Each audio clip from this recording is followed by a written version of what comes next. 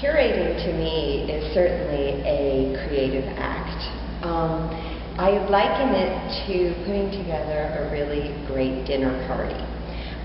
So the Hudgens Center is the host, and I guess that makes me the party planner, I guess, and all of the artworks are the guests. Now the guest list, of course, is developed around the fact that each work of art, each artist has something in common with each other, and that is, the essential act of drawing and the exploration of where drawing can take you. But more importantly, each one of the works brings something different to the conversation, and this is what makes a good dinner party, when everybody can start somewhere and then go in different directions, surprising directions, and new information. So I thought that I would point out several artists in the exhibit and explain, why I found their work to be interesting, provocative, and part of this dialogue of where drawing takes us. Another artist that I'm delighted to have included in this show, both in its smaller version and its more extended version, is Leslie Snipes. Leslie Snipes' studio is a very small, little, wooden, delicate desk. Sometimes you think of an artist's studio as these grand, loft spaces where paint is being slung right and left. Well, when I asked to see Leslie's studio, she brought me to her bedroom, and there it was, just the desk. So these are intimate little games that she sets up herself. You'll recognize that it's traditional graph paper someone might use for blueprinting or mathematics. So what she does is makes rules, little game rules. I will use 2 colors. I will use 30 squares by 30 squares, and I will see how many different variations can be created with those very limited set up situations. And you can see each of them, each work is completely randomly different. Sometimes they're more kinetic in their lines, sometimes they're more still. Sometimes they're at angles, sometimes they're at corners. So each time the game rules are set, but what's played within the game is slightly altered. Art Rosenbaum is a well-known artist from the Athens area. Not only is he a consummate drawer, muralist, painter, he is also a Grammy-winning award musician and chronicler of regional music. This is an older work. You might recognize this as our beloved Howard Finster, our local unschooled artist, who was so important to a lot of people's visions here. These next 2 drawings were done for the exhibit by Art, which for me was a big honor, considering that Art is a tremendously busy and important artist from our area. I like these 2 pieces because they represent portraiture both from the point of the artist looking out and from the viewer looking at the artist. This far one is the artist, Art. And what I think of here is that this is what is in his mind: the sea, the pirate ship, the tropical world. He is a big, very fond of and holds musical events around the singing of sea shanties. So this is what I think of him wearing his tropical shirt, but his mind is out at sea. Here you can see the artist's hand recording all of what's going on in the sea. So I like that the vision is one, the artist looking out, and then one of the artists looking in to the work. Adrienne Colburn is someone I was pleased to add to Drawn from Athens. Her work obviously comes off the wall, onto the floor, and up with shadows and lines. So for the Hudgens Center, I was happy to be able to accommodate Adrienne's work.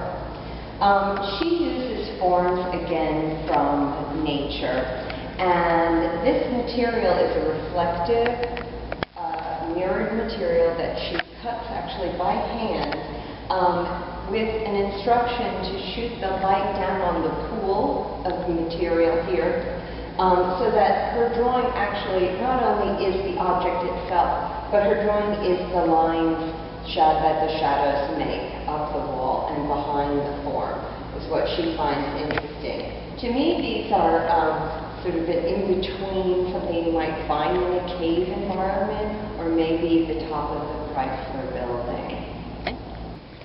Laura Foster is a trained ceramicist and architect.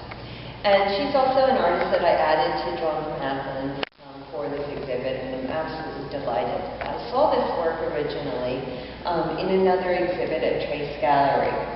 And what really attracted me to it was the density of her darks. And she told me to arrive at that, she draws on both sides of the transparency. This is transparent paper, so she draws on both sides of it to achieve that really rich dark. Like some of the other artists, her forms are found in nature or somewhat organic type forms, possibly cellular, molecular forms. And then she'll go and delicately hand dot or stencil these very dark pillows or clouds. Clay McLaren is a textile designer. I loved the idea of putting this show together because all of the artists really do work in a range of materials and in a range of fields. I've mentioned before, we have a photographer, textile designer, a videographer, a sculptor, and so forth, conceptual artists. Clay McLaren's pieces are drawn with thread.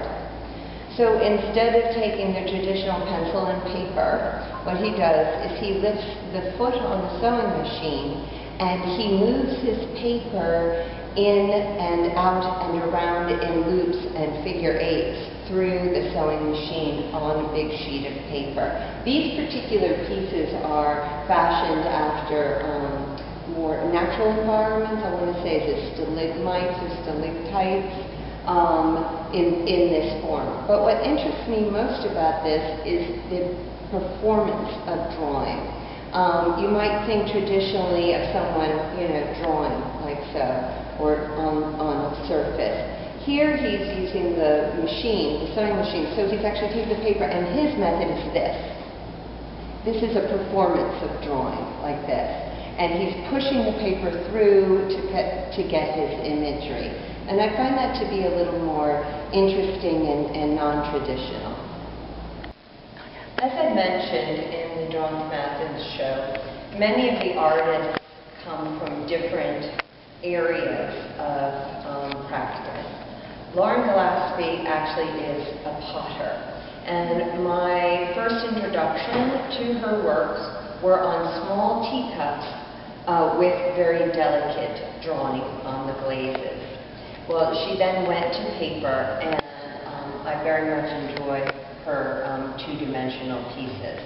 What she does is starts with, I guess, kind of a mistake, basically, a watercolor splot, a spill, an accident on the sheet of paper.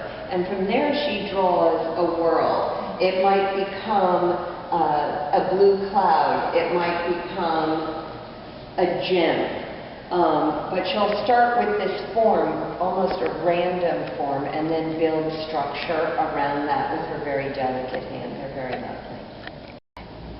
James Barsness is a painter and a drawer, and a professor up at the Lamar Dodd School of Art. I do have to mention that the show is entitled Drawn from Athens, so this is basically sort of an Athens showcase, I would say.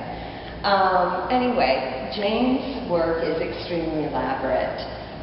You might come to think of it as a sort of a cross between Northern Renaissance works, Hieronymus Bosch, Pieter Bruegel, with a contemporary kind of insanity or apocalyptic humor.